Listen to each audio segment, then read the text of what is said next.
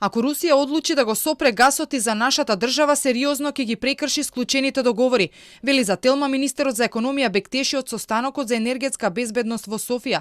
Вели дека засега нема такви најави, но уверува дека и да се случи тоа, привремена алтернатива за снабдување ќе има. Ние имаме време до 15 октомврија да најдеме други решенија и затоа учествуваме на вакви состаноци, во детали, конкретно ги разговараме сите можни опции.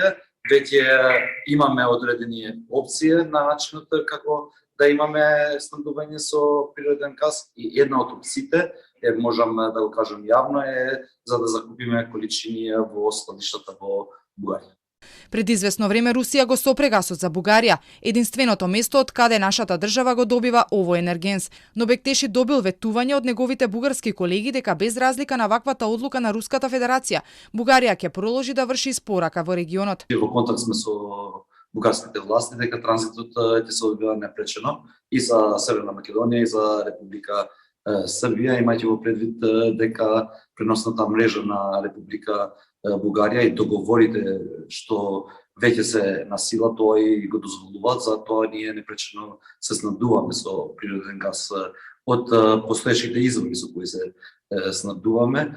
Проблемите со снабдувањето со газ и другите енергенси кои настанаа со разгорувањето на руско-украинскиот конфликт ги собра министрите за економија од регионот и пошироко на состанок во Софија, каде сите заеднички бараат начин како во иднина да се намали зависноста од рускиот газ.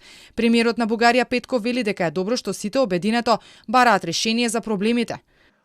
Гледаме невидена војна во Украина и во исто време гледаме како енергијата се користи како оружје. Договорот меѓу Бугарија и руската компанија Газпром беше еднострано прекршен. И азербејџанскиот премиер посочи дека неговата земја во иднина ќе ја зголеми испораката на газ во Европа.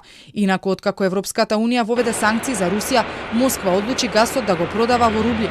Оваа одлука за некои земји значеше уцена, други пак одлучија да го купуваат овој енерген со руската валута.